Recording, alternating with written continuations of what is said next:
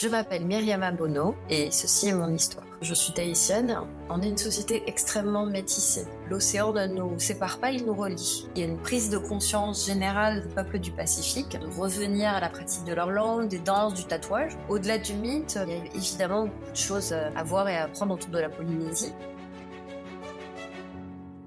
Donc bienvenue en tout cas sur Tell Me Your Story. Ça me fait vraiment plaisir justement de te recevoir pour cette discussion. J'ai longuement un petit peu parcouru le web avant de trouver une personne à interviewer. J'ai vu tes podcasts, tout ce que tu fais autour des légendes justement de la Polynésie, mais pas que. Également des parcours inspirants de personnes en Polynésie. Et j'ai ensuite vu un petit peu tout ton parcours, déjà grâce au CV que tu m'as envoyé, mais aussi la page Wikipédia et certains articles, certaines citations que j'ai retenues, mais enfin des citations, voilà, je le redirai ensuite, mais j'ai compris à quel point j'étais polynésienne, le rapport à la nature, à la mer et à l'autre me manquait. Je crois que c'était une citation de magazine Femmes de Polynésie. Certainement. Donc voilà, j'ai bien fait mes devoirs. Certainement, je vois ça. Voilà, donc je voulais me permettre d'abord une petite biographie pour te présenter finalement aux auditeurs.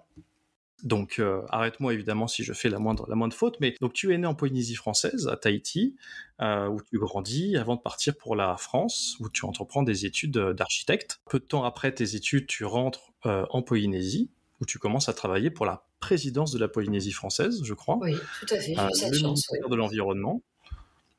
Et ensuite, j'ai l'impression que tu commences à t'orienter un petit peu dans la communication et le milieu associatif juste après. Et là, à partir de là, sur ton CV, j'ai vu une personne mais tournée vers le côté artistique à 100%. Complètement, oui. Voilà. Alors à la fois du fait que tu aies été rédactrice culture pour un quotidien, artiste peintre, voilà, que j'imagine tu es toujours. Et évidemment, et organisatrice d'un festival international justement centré sur les documentaires, mais ceux qui sont faits en Océanie donc. D'Océanie, oui, tout à fait. Oui. Et conseillère, enfin, technique au ministère de la Culture. Et depuis 2017, tu es directrice du Te Whare Imanara. Yamanaha, oui, mais c'est pas mal. Voilà. Je m'entraîne. Qui est donc le musée de Tahiti et des îles, centré sur la découverte du patrimoine culturel polynésien. Dès que j'ai vu ça, je me suis dit, c'est une personne à interviewer. Enfin, quel parcours impressionnant déjà. Et il y a deux choses que j'ai remarquées dans ton parcours. Alors déjà, c'est que c'est un parcours évidemment centré sur la Polynésie et sa culture, mais aussi vraiment comme une volonté dans ce que tu as fait de transmettre ce que tu faisais par rapport à l'art, et également, je l'ai pas dit, mais à travers les podcasts que tu as fait, donc centrés sur les légendes autochtones et les parcours inspirants de personnes en Polynésie. Alors, pour commencer, la première question, pourquoi est-ce que c'est si important finalement, pourquoi c'était si important pour toi de vouloir transmettre tout ça? Consciemment ou inconsciemment, au départ, ceci...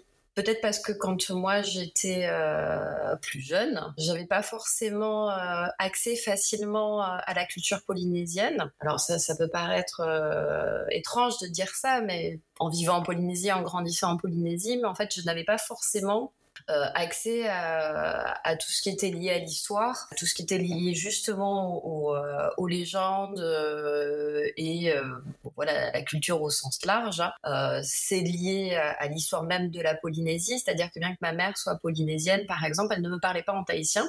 Ce qui fait qu'aujourd'hui, je comprends le tahitien, mais je ne le parle pas, comme beaucoup de gens de ma génération, en fait. Et bon, voilà, quand on a 18 ans, c'est quelque chose qu'on accepte comme un fait. Et puis, plus on avance dans la vie, plus on questionne, en fait, tout ça.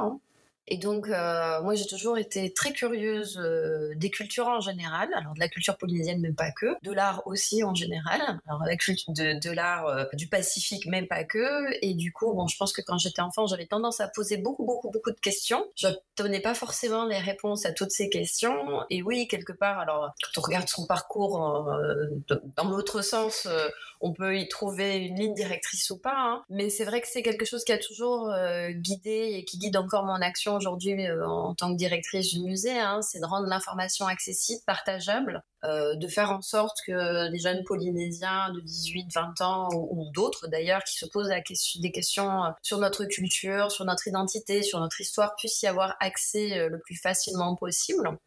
Alors même si évidemment, notamment grâce à Internet, hein, les choses se sont améliorées par rapport à quand moi j'étais jeune, il reste encore beaucoup de travail à faire. Et donc voilà, c'est à la fois passionnant, exaltant, et puis je pense que c'est aussi toujours nécessaire, oui. Peut-être même encore plus aujourd'hui où, alors je pense que c'est pas spécifique à la Polynésie, mais en tout cas moi c'est ce que je ressens notamment au travers de mon implication au sein du FIFO, hein, du Festival du documentaire océanien. Je pense qu'à ce moment où voilà, de la vie générale, où on est dans une période de mondialisation avec beaucoup de crises, beaucoup de questionnements identitaires, écologiques aussi, le fait de pouvoir voilà, se reconnecter avec sa culture, avec des fondamentaux en fait, hein, que ce soit à Tahiti ou en Calédonie ou en Nouvelle-Zélande, ça devient quelque chose de plus en plus important. Je pense que ça fait vraiment sens.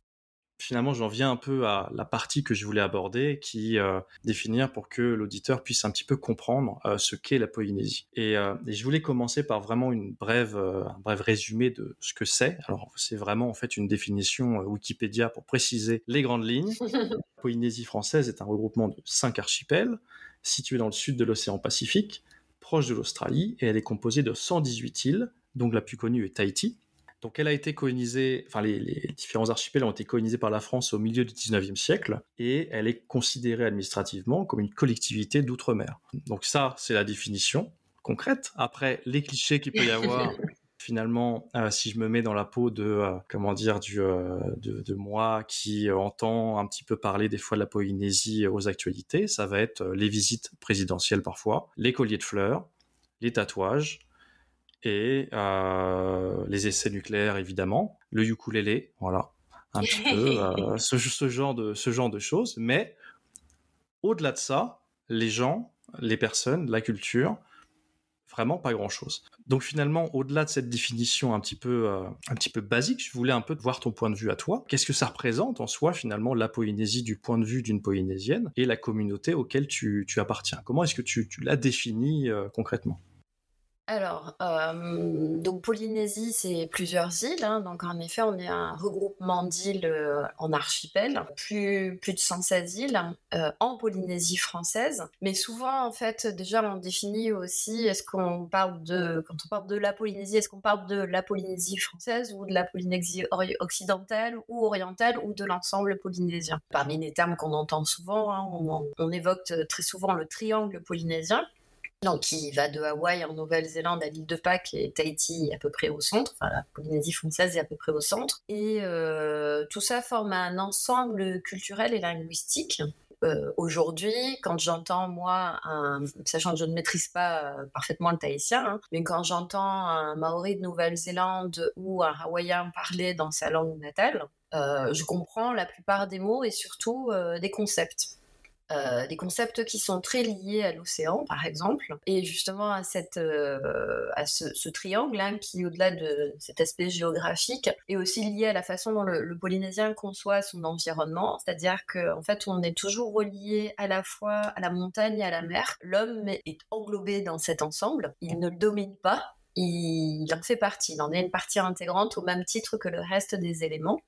Donc déjà c'est ça un premier point, et puis il y a aussi toujours un rapport avec le Ao et le Po, donc le monde de la lumière, le monde du jour, le monde des hommes, et le Po qui va être le monde de la nuit, mais aussi le monde du sacré. Donc voilà, il y a une façon de concevoir son environnement et sa place en fait, qui est spécifique, on va dire, enfin spécifique non, puisqu'on peut la retrouver dans d'autres cultures, mais qui caractérise vraiment le Polynésien, qu'il soit de Tahiti, de Nouvelle-Zélande, de Hawaï ou de l'île de Pâques. Hein. Donc, pour moi, être polynésien, c'est d'abord vivre sur une île, sur des petites îles qui sont à la fois, alors du point de vue de l'Européen, qui lui paraissent isolées, mais qui pour nous, faisons partie d'un tout, en fait. On rappelle souvent en Polynésie française que la Polynésie française, elle est vaste comme l'Europe, en fait. Si on pose Tahiti sur Paris, le territoire va aller de la Russie à l'Espagne, ce qui est quand même large, ce qui est quand même assez impressionnant. Hein. Et donc pour nous, l'océan ne nous sépare pas, il nous relie. C'est une voie de communication et c'est un espace qui est vraiment, pour nous aussi essentiel que la terre. Voilà. D'accord. Et est-ce que finalement, comme tu dis, il y a beaucoup d'îles, à la fois Polynésie française, mais aussi que les autres îles à côté. Comment est-ce que toi, qui habites donc à Tahiti, est-ce que quand tu te présentes finalement à des personnes qui ne connaissent pas la Polynésie, est-ce que tu vas dire je suis plutôt tahitienne, je suis polynésienne? Est-ce qu'il y a une différence en fait par rapport à ça? Je pense que je vais avoir tendance à dire que je suis tahitienne. Et après, bon, ça peut dépendre des contextes, mais j'ai plutôt tendance à me présenter comme tahitienne, oui. Ou comme native de l'île de Tahiti. Et tu disais justement notamment par rapport aux langues, que les langues sont assez...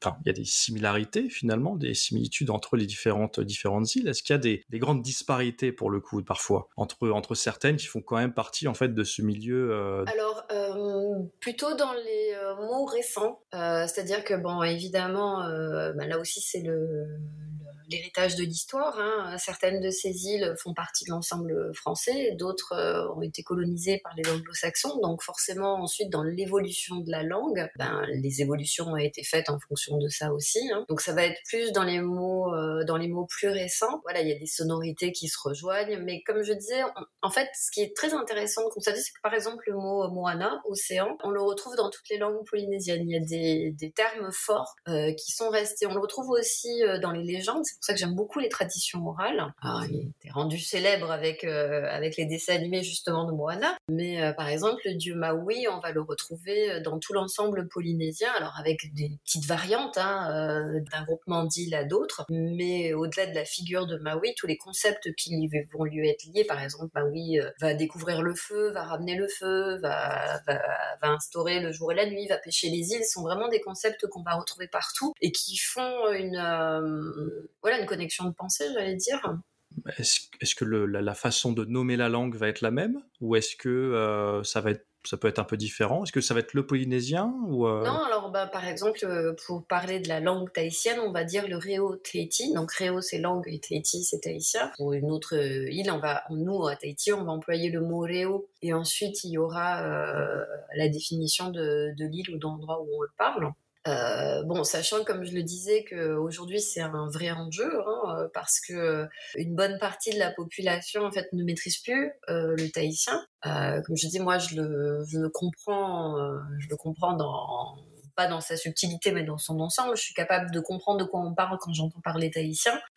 Et aujourd'hui, ça fait partie des enjeux, justement, de transmission. Moi, j'ai 3 garçons, par exemple. Aucun des 3 ne parle tahitien non plus. Alors, ils l'apprennent à l'école, mais ils vont l'apprendre à l'école presque comme une langue étrangère. Et encore, comme une langue étrangère avec beaucoup plus de difficultés, en fait, de la parler, parce que, par exemple, ils apprennent l'anglais, mais ils ont autour d'eux un espace anglophone et des occasions de pratiquer l'anglais, ce qui est peu le cas en fait pour le tahitien, parce qu'en fait il n'y a pas d'espace où on parle en tahitien, en tout cas pas sur Tahiti, et pas facilement, pas naturellement. Donc il y a un vrai enjeu de ce côté-là. Alors ça va déjà mieux parce que maintenant on apprend le tahitien à l'école, ce qui n'était pas le cas quand moi j'étais petite. Et il y a de plus en plus d'expériences qui sont faites pour des écoles où on va encourager la pratique des 2 langues. Il y a une vraie prise de conscience aussi de la population. Moi, par exemple, j'ai pris conscience personnellement que c'était important de le valoriser auprès de mes enfants. Alors pas seulement pour qu'ils le parlent, mais justement à cause des concepts qui sont liés à la langue, qui ne peuvent pas se dire ou se traduire en français et qui font que justement c'est ce qui nous reconnecte à la culture polynésienne et notamment, comme je disais, aux Hawaïens ou aux Maoris de Nouvelle-Zélande. C'est quand même assez intéressant de voir que nos langues dites autochtones nous relient, alors que l'anglais ou le français, la pratique de l'anglais ou le français vont en fait venir couper ce lien qui en fait devrait être naturel et qui ne l'est plus parce qu'aujourd'hui nous parlons français et que eux parlent anglais, donc si on maîtrise pas l'anglais on peut pas communiquer. Mais comment tu expliquerais finalement cette cassure qu'il y a eu? Est-ce que c'est parce que c'est lié à l'histoire.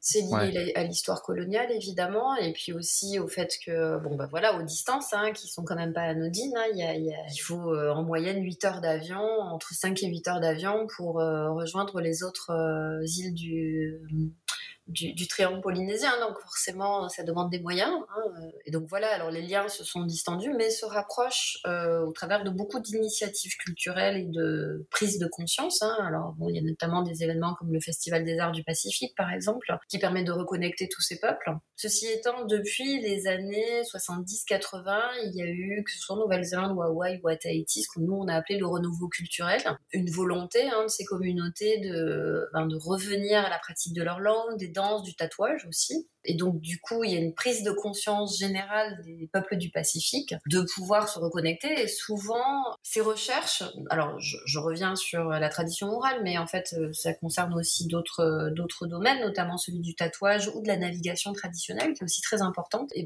implique la participation de tous. C'est comme si, en fait, les Néo-Zélandais avaient des éléments de réponse, les Hawaïens et les Polynésiens, et qu'en fait, en mettant tous ces savoirs ensemble, on va retrouver, alors notamment, par exemple, pour la navigation. Depuis les années 70 à Hawaï, il y a eu tout un mouvement en fait de redécouverte des techniques traditionnelles de navigation sans instrument, hein, sans boussole, en lisant les étoiles, et donc du coup toute une série de pirogues qui ont été construites pour relier les îles. Et aujourd'hui, c'est vraiment des événements qui arrivent tous les 2-3 ans, qui sont extrêmement forts et qui permettent à toutes ces populations d'échanger autour de leur savoir de navigation et de se reconnecter. Et évidemment, ça passe aussi systématiquement à la fois par des échanges dans les langues autochtones, mais aussi par de la danse, du tressage. C'est un mouvement qui est en route et qui, je pense, ne devrait pas s'arrêter de sitôt.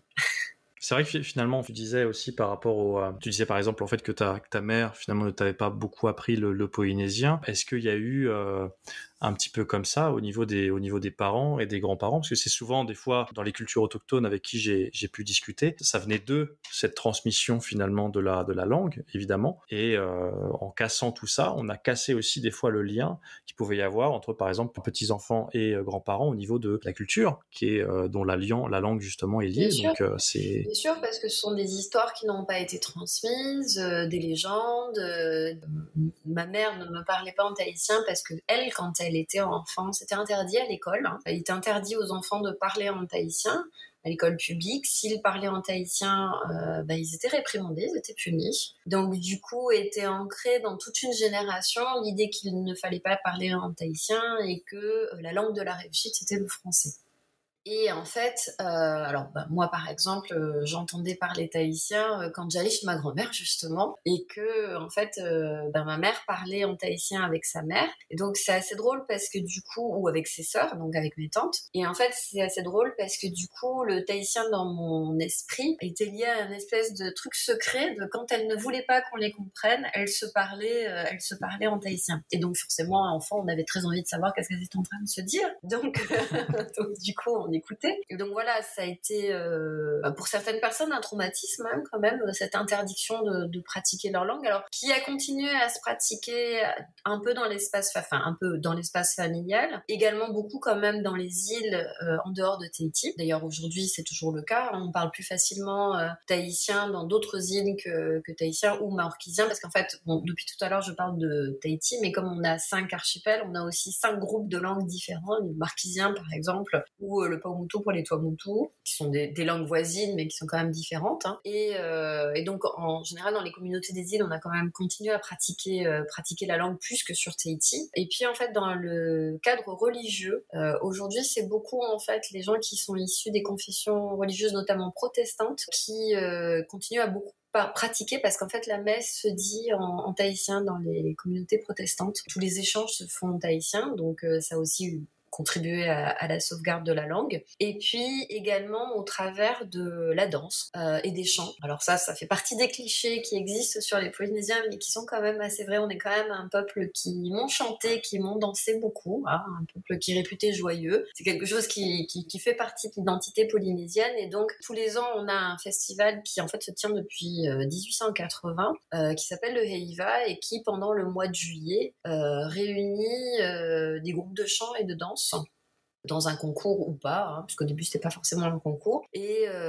donc du coup, c'est quelque chose de vraiment essentiel en Polynésie. C'est même un marqueur d'une culture qui est vivante. C'est pas du tout folklorique pour nous, c'est vraiment l'expression d'une culture. Et donc au travers de ces chants et ces danses, la langue a aussi comme ça pu frayer son chemin et être transmise.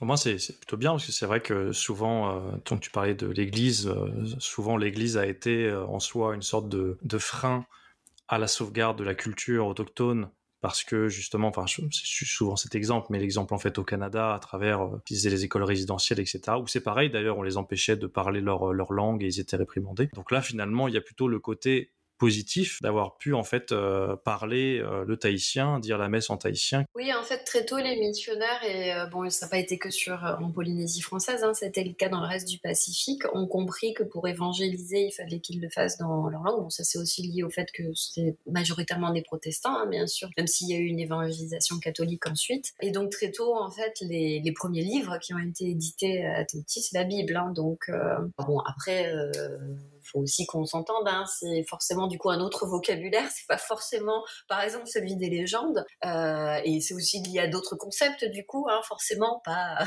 ceux qui d'avant l'arrivée des Européens. Mais c'est vrai que en tout cas dans la pratique quotidienne de la langue, elle est encore très importante et vivace dans la sphère protestante aujourd'hui, enfin dans les sphères religieuses en général, puisque c'est pareil à l'Église catholique a aussi traduit la Bible en tahitien. Le tahitien, j'imagine, comme d'autres langues autochtones, était beaucoup plus une langue, orale que écrite. Oui, donc tout à fait. D'ailleurs, c'est pour ça que quand j'ai vu tes podcasts, j'ai vu que tu avais des hors-séries qui étaient liées notamment à une personne qui parlait en tahitien d'une légende. Et c'est vrai que des fois dans ma tête, je me disais, est-ce que ça a dû être assez complexe peut-être des fois au début. C'est des choses qui vont être transmises finalement génération après génération, pas forcément écrites.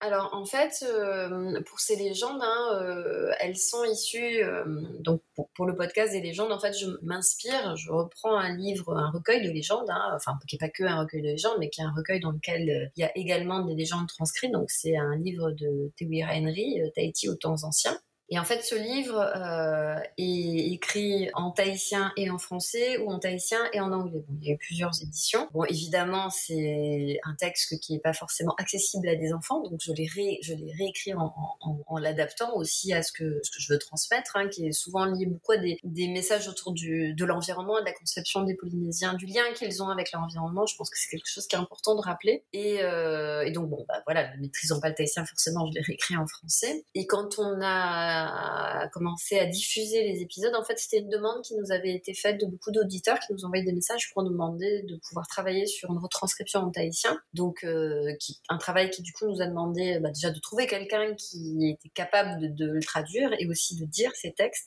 notamment le chant de la création du monde, donc de Taroa, est un texte alors que déjà moi personnellement en français j'étais inquiète de dire parce que c'est une légende fondatrice et que je fais très attention à tout ce que j'ai écrit, et essayer de bien retranscrire l'esprit, en tout cas comme je le comprends du texte. Et donc elle avait aussi énormément de pression de le dire en tahitien, parce que quelque part en le disant en tahitien, on est encore plus proche du texte. Voilà, donc il y avait aussi un enjeu peut-être de légitimité ou de transmission qui est important en effet. J'en viens un peu maintenant. On a parlé de la langue comme une sorte de marqueur en fait culturel, appartenance à une communauté, etc. J'en viens donc un peu en principe maintenant de Tell Me Your Story, qui est se baser sur les autochtones et leur identité. Et mon second point, c'était un petit peu lié à justement cette dimension autochtone de l'identité polynésienne, qui se dit, si je ne dis pas de bêtises, maori. Et ma question, qui est évidemment très large.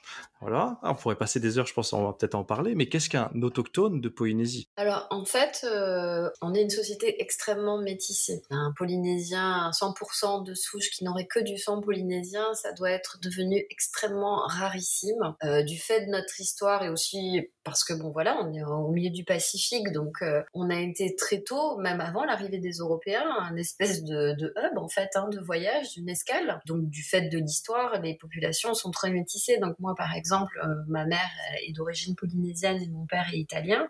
Mais en fait, ma mère n'est pas 100% polynésienne puisqu'elle a également du sang anglais et du sang chinois. Et c'est le cas de énormément de Polynésiens. Alors, il n'y a pas de statistiques en fait qui ont été faites sur ces données parce que évidemment, parler de questions ethniques, surtout dans l'ensemble français où nous sommes tous censés être pareils, c'est compliqué. Donc, du coup, dans les recensements, on ne va pas demander aux gens quelle est leur ethnie, évidemment. Hein. Donc, du coup, voilà, on a peu de données là-dessus, mais c'est évident aujourd'hui, autour de nous, tout le monde est métissé, ne serait-ce que ou du sang anglais ou du sang chinois, puisqu'il y a aussi une importante migration asiatique pour les plantations de coton. Donc voilà, on est une société qui est extrêmement, extrêmement métissée. Et moi, par exemple, bon, comme je disais, je me définis comme tahitienne, mais pour moi, être polynésien, c'est avant tout être métissé, c'est faire partie d'un ensemble qui a en son sein plusieurs cultures et qui doit vivre avec, en fait. Hein, voilà.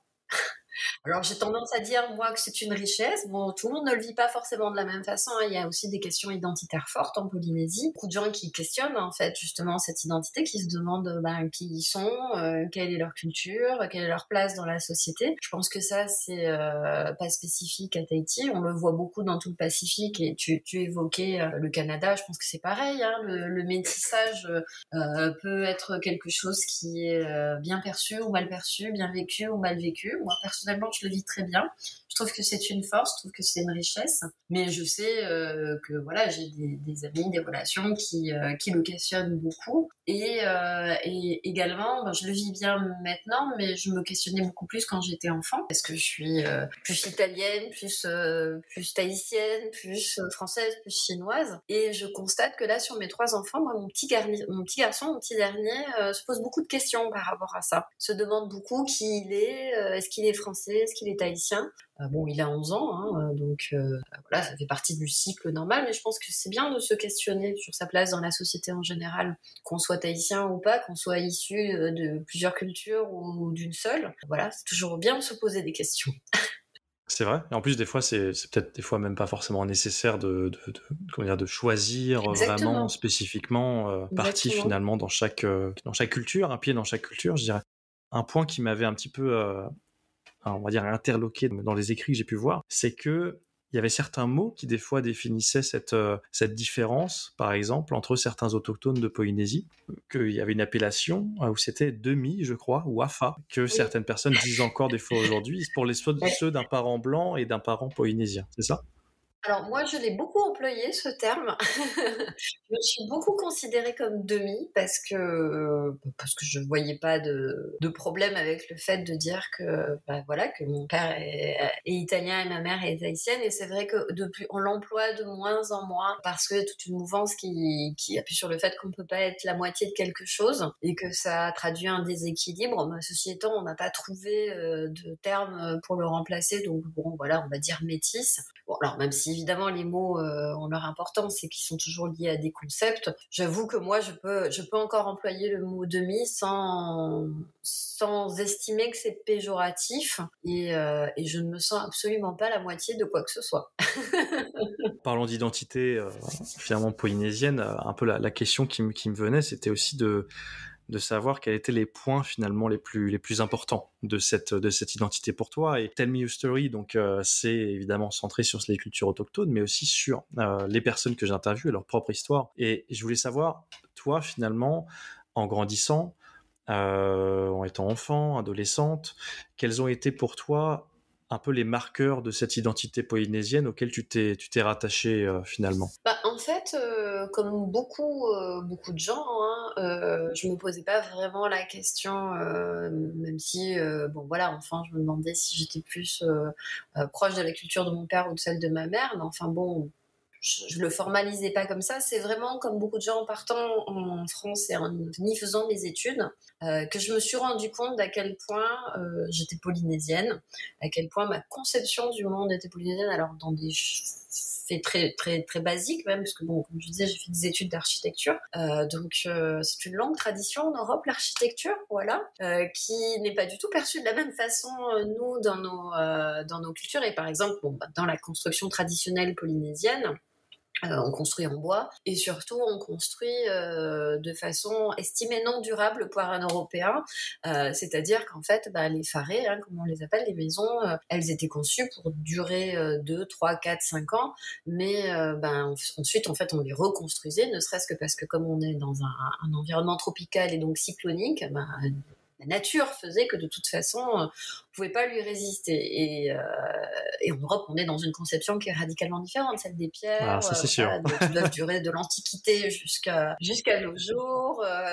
Et du coup, j'avais l'impression, quand je parlais avec mes profs d'architecture, que presque notre culture à nous, elle était dénigrée parce qu'elle n'était pas durable et qu'à partir du moment où c'est pas durable, du coup, ça n'a pas d'importance. Donc, je me battais beaucoup contre cette idée, forcément, mais ce que je veux dire, c'est que c'est vraiment dans ce genre de choses que je me suis rendu compte de à quel point ma conception du monde était polynésienne, donc quelque chose qui est plus lié avec une connexion avec son environnement. J'en parlais un peu tout à l'heure, dans aussi le fait que justement on va avoir une perception du temps, la transmission qui va être différente, aussi une conception de ce qui est important ou pas important qui certainement change, alors qui du point de vue de l'européen, et je pense que là on va rentrer dans les justement dans ces images d'Épinal comme les Polynésiens pour qui rien ne compte, pour qui tout glisse sur eux, ils sont comme des enfants. Je pense que c'est pas vraiment lié à ça, c'est juste que voilà, ce qui est important pour nous n'est pas forcément du même point de vue d'un Européen, et notre conception de la durabilité, de la transmission est pas la même. Notre rapport à l'environnement aussi est complètement différent. On se sent en connexion avec notre environnement. Comme je le disais, cette conception très européenne que l'homme est au-dessus et puis qu'en dessous tout découle, on ne l'a pas du tout en fait. Nous, c'est comme si on est au milieu d'un cercle, mais sans être au centre de ce cercle. C'est comme si on gravite en fait à l'intérieur, et il y a on est jugé par les Européens parfois comme un peu mystique en fait. C'est intéressant d'ailleurs parce que finalement cette conception de l'environnement, comme tu dis, elle se retrouve pas seulement chez les Polynésiens, mais aussi chez bon nombre de cultures autochtones, où il y a vraiment un effort, il y a vraiment une histoire, quelque chose qui est ancré dans la culture pour préserver l'environnement, et chose qui fait défaut malheureusement à beaucoup de pays en Occident notamment, où finalement c'est pas une priorité. Donc on a beaucoup, je pense, à apprendre des cultures autochtones à ce niveau-là. Et donc, j'en viens un petit peu à ma prochaine question, mais est-ce que cette conception de l'environnement, c'est quelque chose que tu as retrouvé dans ton éducation ou même dans ton enfance, et est-ce que tu aurais quelques exemples à nous donner? Alors, quand j'étais enfant, alors mon père, bien que européen, pêchait beaucoup. D'accord. Oui, il était très. En fait, il avait choisi de rester en Polynésie parce que justement toute cette connexion à la nature le touchait beaucoup, lui pour son parcours à lui personnel. Et donc du coup, quand on pêche, on apprend à regarder la mer, on apprend à être connecté avec elle. On apprend aussi qu'on peut pas être plus fort que la nature. Donc il y avait ce côté, oui, très proche, très en connexion, en regard avec la nature. Donc comme je le disais, ma mère avait pas le même rapport. En fait, je pense qu'elle ne percevait pas à quel point c'était important de transmettre le milieu dans lequel elle vivait. Je pense que, comme je le disais, pour elle, si on voulait réussir, il fallait qu'on soit plus dans un monde européen. C'est des choses qu'on, heureusement, on revoit maintenant. Ceci étant, inconsciemment, évidemment, sans le vouloir, elle m'a transmis beaucoup de choses qui sont liées à l'environnement polynésien, ne serait-ce qu'au travers de mes tantes, qui, elles, étaient très, issues du monde de l'artisanat, du tressage, de la pêche. On confectionnait beaucoup, beaucoup de choses. Ma grand-mère était tout le temps en train de coudre, de chanter, d'être très liée à son environnement, planter aussi beaucoup au travers des plantes. Donc oui, évidemment, quand on grandit à Tahiti, mais c'est valable pour mes enfants aujourd'hui, c'est pas comme si on grandit en France, à Bordeaux ou à Paris. On a forcément un environnement, des façons de vivre qui sont différentes et qui nous imprègnent, sans que forcément nos parents conscientisent qu'ils sont en train de nous transmettre telle ou telle culture. C'est ça. De toute façon, comme tu dis, des fois, c'est un petit peu inconscient. Dans la nourriture aussi, beaucoup. La nourriture, beaucoup, bien sûr. Alors moi, comme je dis, mon père est italien, c'est important aussi. Ah, ça oui.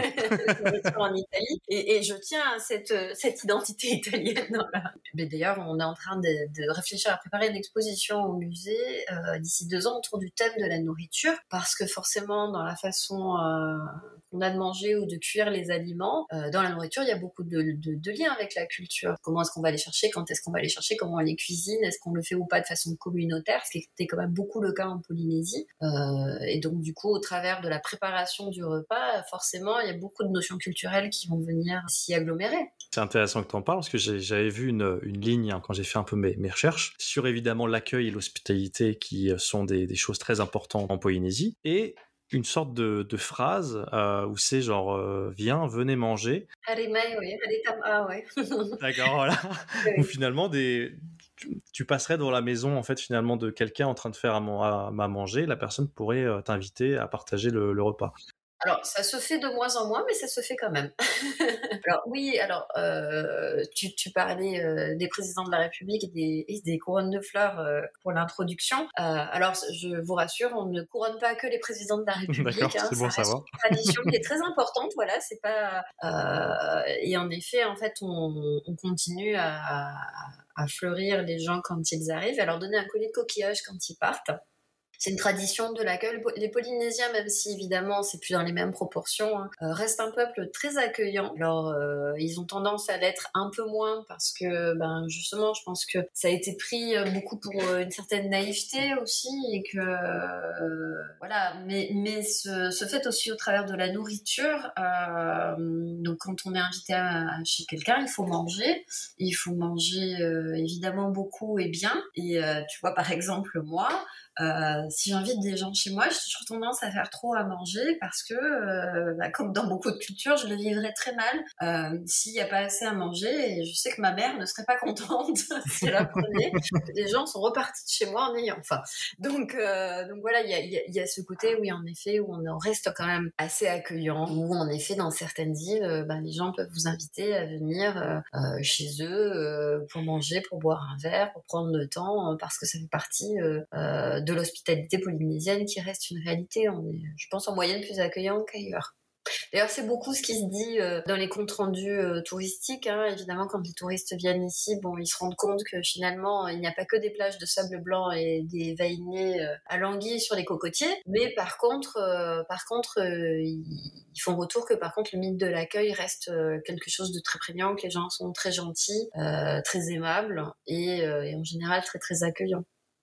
C'est bien, c'est un point qui est très, très positif pour le coup. Au Oui, moins, oui, ça. oui. Ouais. Là, quand on lit les commentaires du musée, c'est ce qui est souvent marqué. Les Européens disent que le personnel du musée est très accueillant. Et quand je leur en fais retour, ils me disent on a juste fait notre travail. Parce que, oui, ça fait partie de notre façon d'être, en fait. C'est-à-dire qu'il y a beaucoup de gens maintenant qui sourient, et puis beaucoup finalement dans les endroits où ça doit être ça, je pense aussi. Et en quelques mots, est-ce que on a parlé un peu des valeurs justement un petit peu polynésiennes. Est-ce qu'il y a des coutumes et traditions encore très ancrées? Alors tu disais par rapport en fait, on donne le collier de fleurs, le coquillage quand on part. Est-ce qu'il y a des cérémonies aussi, des choses qui sont encore très pratiquées aujourd'hui? Alors, elles sont pratiquées et pas pratiquées. C'est-à-dire qu'en fait, alors là, je prends un référentiel polynésien, par exemple, en Nouvelle-Zélande, chez les Maoris, ils ont tout un cérémoniel.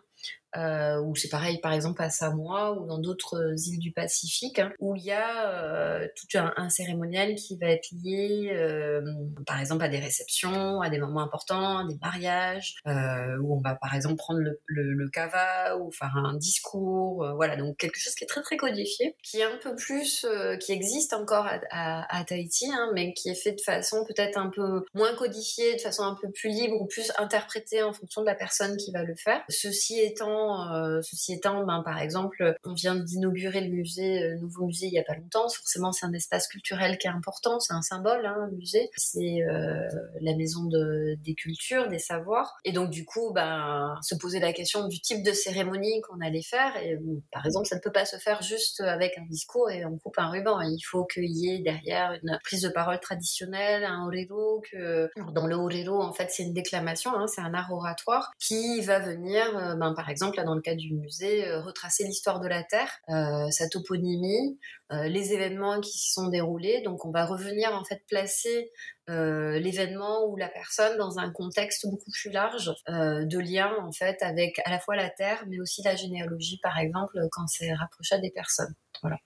Donc évidemment, ça va se pratiquer de façon plus ou moins traditionnelle en fonction de l'espace dans lequel on se trouve et de la cérémonie en question. Hein. Mais oui, ce sont des choses qui existent encore. Tu évoquais la terre. Il y a un point que j'ai lu justement par rapport aux cultures polynésiennes, c'est centré sur la maternité et l'enfant. Et apparemment, tout ce qui tourne autour de cette tradition du placenta et de... Que l'on enterre, oui, Pupufenua. C'est oui, ça. Tout à fait. Alors, le Whenua, ça veut dire l'endroit d'où l'on vient. C'est vraiment lié pas seulement au terme de patrie ou de nationalité, c'est vraiment l'endroit où on vient, où sa famille vient, cette généalogie, où on est né. Et c'est du coup très lié à la terre. Et normalement, avant l'arrivée des Européens, et c'est une pratique qui a continué à se faire, à la naissance d'un enfant, en fait, son placenta est enterré sur la terre familiale. Alors avant c'était sur les marais familiaux par exemple, la terre familiale, l'endroit d'où la famille vient, d'où le clan vient, et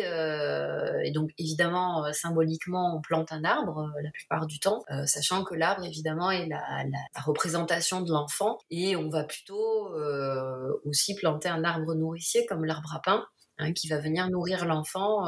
Alors c'est évidemment à la fois très terre à terre, nourrir au sens propre, mais aussi au sens figuré, puisque c'est ce qui va le relier à sa terre et à ses racines. Voilà, donc c'est une tradition qui se pratique encore, bien que quand même un peu de moins en moins aussi. Moi, par exemple, je ne l'ai pas fait pour la simple et bonne raison que j'avais pas de terre pour enterrer le placenta de mes enfants, et que évidemment je voulais pas que ce soit enterré par exemple dans le jardin d'une maison où je n'allais peut-être plus être ensuite, parce que on est vraiment dans en théorie, ça doit être fait vraiment dans la terre à laquelle on appartient. L'importance de la terre au-delà de l'habitat, elle est vraiment liée à l'identité du lieu d'où on vient, de sa famille, de son clan, de sa généalogie.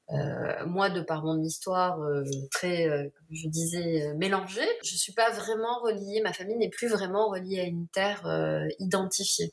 Donc du coup, je n'ai pas enterré le placenta de mes enfants parce que je trouvais que ça faisait pas de sens par rapport à cette tradition qui pour moi est vraiment extrêmement forte. D'accord. Et le fait après de planter, comment dire, enfin de faire pousser un arbre aussi à chaque naissance, est-ce que ça c'est quelque chose qui se fait aussi Oui, alors c'est quelque chose qui continue, alors bon, qu'on retrouve dans beaucoup d'autres cultures, hein, mais alors là pour le coup, sur le terrain de mes parents dans les îles, mon père a planté un arbre pour chacun de ses petits-enfants, qui est donc la représentation de l'enfant. De la même façon, moi chez moi, j'ai planté un arbre à pain, et en le plantant, je l'ai dédié à mon dernier garçon en lui disant c'est ton arbre, il te nourrira. Parce qu'en fait, l'arbre, d'ailleurs, il commence à donner des fruits. Il est censé nourrir l'enfant ensuite pendant toute sa vie. C'est vrai que finalement, après, l'attachement à la Polynésie, peut-être est encore plus fort aussi par ces traditions-là qui sont encore très importantes et pratiquées aujourd'hui, comme tu le disais. Et donc finalement, un petit peu, j'en viens à ce que j'avais dit finalement au début de l'introduction, quelque chose que j'ai beaucoup aimé quand j'avais vu ton CV et tous les articles, c'est à quel point tu aimes transmettre. Donc, j'aimerais savoir si finalement cette transmission de la culture, elle est chez toi, mais comment est-ce qu'elle est chez les autres, les jeunes générations aujourd'hui? Comment ça se passe? Comment toi tu le vis? Comment toi tu le vois? Est-ce qu'il y a quand même un intérêt qui grandit de leur côté? Je pense que c'est comme partout. Il y a des gens qui vont être plus intéressés par le sujet que d'autres. Hein, voilà. Et puis bon, quand on a 14, 15, 16 ans, on est peut-être happé vers d'autres préoccupations. On se rend pas compte que c'est essentiel en fait, ce qui est normal. Hein, c'est dans l'ordre des choses. Mais je pense que par contre comme je disais tout à l'heure, c'est essentiel de pouvoir donner les moyens à la jeunesse d'avoir accès à ces données si elle le souhaite. Ce qui n'était pas forcément le cas auparavant. C'était vraiment une affaire de spécialistes. En fait, hein, on pouvait avoir accès à la culture si on était issu d'un milieu, d'une famille qui s'y intéressait, ou si on avait les moyens de se payer des livres, par exemple. Bon, voilà, maintenant, heureusement, les choses ont changé.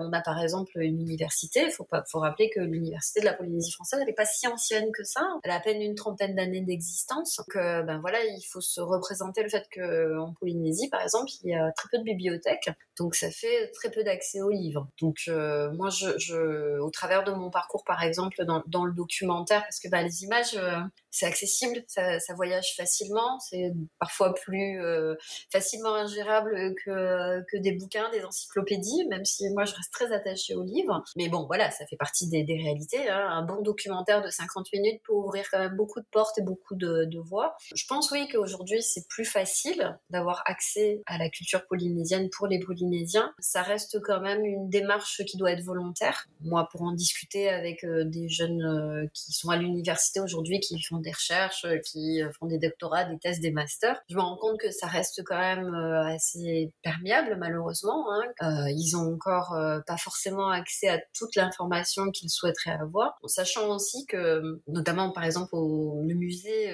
peu le réceptacle de toute cette demande de culture, de beaucoup de questions qui nous sont adressées. Alors sachant que nous, on traite principalement de la période pré-européenne et un peu de la période dite du contact. Il y a encore toute une période historique ensuite, alors entre le protectorat, la colonisation, mais aussi l'histoire plus récente et notamment tout ce qui est lié au nucléaire, sur laquelle les recherches, les écrits commencent seulement à émerger. Donc au-delà de la diffusion de l'information, il y a aussi tout un pan des champs qui sont pas encore étudiés, pas encore suffisamment, et qui doivent l'être par les chercheurs, par les universitaires, les anthropologues, les sociologues. Et donc il reste encore quand même beaucoup de données à transmettre, sachant que sur des points comme celui du nucléaire par exemple, il y a des attentes phénoménales, essentielles, et qui vont être aussi déterminantes pour la Polynésie des 10, 20, 30 prochaines années,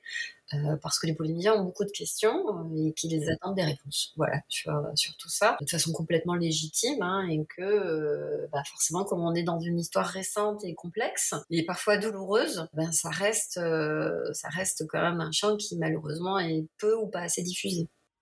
Mais c'est vrai que tout ce qui est les écrits en général sur la Polynésie, moi j'ai eu accès au livre, je crois que c'est justement le titre, le Maui, très intéressant, puisque c'est vrai que ça couvrait à la fois en fait des notions historiques, des notions plus liées à la culture, plus liées en fait au lien entre la France et les Polynésiens, mais c'est vrai que sinon, à part quelques sources un petit peu ici et là, j'ai remarqué un manque en fait de diversité en termes de livres, d'histoires ou de choses autour de ça. Alors pour nos auditeurs et même pour moi finalement, j'en profiterai, mais tu aurais des sources, des ressources en fait un peu à nous conseiller. Oui, alors déjà c'est pas pour prêcher pour ma paroisse, mais je conseille vraiment de prendre connaissance du site du FIFO, du festival que je gère, parce qu'en fait, donc il a lieu tous les ans en février, et on a mis en place, post-Covid, enfin pendant le Covid, une plateforme pour le festival. Donc du coup, les films sont accessibles en février et traitent vraiment de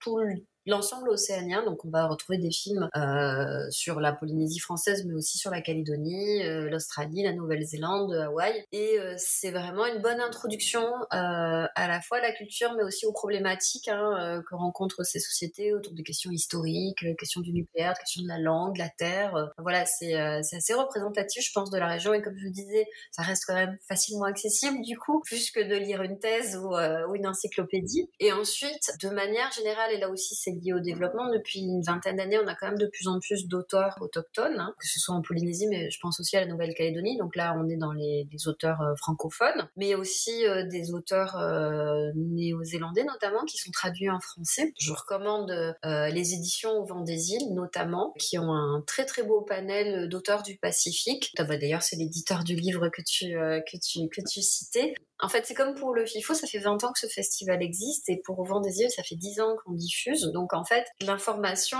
elle est là, c'est juste que peut-être qu'on prend pas le temps de s'intéresser réellement à ce qui fait le fondement de la Polynésie, parce qu'on va rester sur les images d'Épinal, des très belles plages, parce qu'il faut le dire, on a de très belles plages, c'est vrai, c'est pas un mythe. On a aussi de très belles vagues. Je pense que bientôt on va entendre parler beaucoup de Tahiti au travers du surf pour les JO, voilà. Donc c'est vrai, on a la chance d'avoir tout ça, mais on a aussi d'abord une culture qui est beaucoup plus riche que ça. Et puis au-delà de ça, comme toutes les sociétés, on a aussi des problématiques complexes auxquelles on doit faire face. On est aussi évidemment beaucoup confronté à ce qui est lié au changement climatique, au problème du réchauffement des eaux, qui est un vrai problème pour nous, pour notre environnement, pour aussi notre alimentation, puisque les Polynésiens mangent beaucoup de poissons, donc forcément tout ça a un impact aussi sur nous. Donc voilà, on est au-delà du mythe, il y a évidemment beaucoup de choses à voir et à apprendre autour de la Polynésie, mais comme je disais, moi je suis très curieuse et je me suis rendu compte qu'en fait c'est valable pour tout le monde, c'est pas que pour nous, et qu'en fait on n'est pas la seule culture du Pacifique qui en fait est méconnue. C'est ma dernière petite question, mais les souhaits finalement que tu aurais pour l'avenir par rapport à ta culture, par rapport à ta communauté, quels seraient-ils en quelques mots? Je pense, tu l'auras bien compris, continuer à rendre le plus possible accessible à tous, alors aux Polynésiens, mais pas que, des sources qui leur permettent de construire leur identité, de construire aussi surtout la Polynésie de demain, parce que alors moi je m'intéresse à l'histoire et au patrimoine, parce que je pense que c'est une base solide pour construire un avenir le plus possible équilibré, et que souvent dans les traditions orales ou dans la façon dont les anciens géraient leur environnement notamment, il y avait des sources dont on devrait s'inspirer plus largement aujourd'hui, parce que ce sont de bons axes de réflexion, et que je pense que ça nous garantirait un avenir plus équilibré. C'est parfait, c'était un très beau mot de la fin. Merci beaucoup à Myriama pour cet entretien en rapport avec sa culture, celle de la Polynésie française. Je vous invite grandement à la suivre sur ses réseaux et à écouter notamment ses propres podcasts en lien avec la création artistique tahitienne, les légendes et contes polynésiens et de façon plus générale, la culture des îles du Pacifique. Merci à vous de nous avoir suivis sur Tell Me Your Story. N'hésitez pas à aimer et à partager ce podcast s'il vous a plu et je vous dis à bientôt pour une nouvelle histoire.